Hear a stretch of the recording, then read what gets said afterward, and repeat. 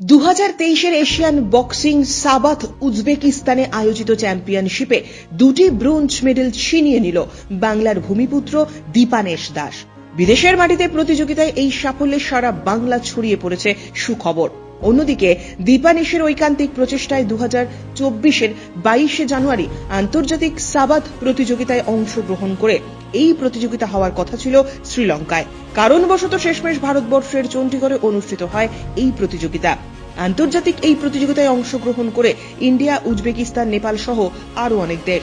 পশ্চিমবঙ্গ থেকে 5 জন সাবাথ প্রতিযোগিতায় চান্স পায়। তার মধ্যে পূর্ব বর্ধমান শহরে বর্ধমানের তেজগঞ্জের বাসিন্দা দীপানেশ জয়ী হয়ে দুটি গোল্ড মেডেল হাসিল করতে সক্ষম হয়েছে। এরবার যে প্রাইজটা পেয়েছিলাম সেটা হচ্ছে আমাদের এশিয়ান সাবাথ চ্যাম্পিয়নশিপ। সেটা খেলাটা হয়েছিল তাশকেন্ট, উজবেকিস্তানে। সেখানে এশিয়ার 10টা দেশ পার্টিসিপেট করেছিল এবং 400 থেকে 500 ক্যান্ডিডেট ছিল।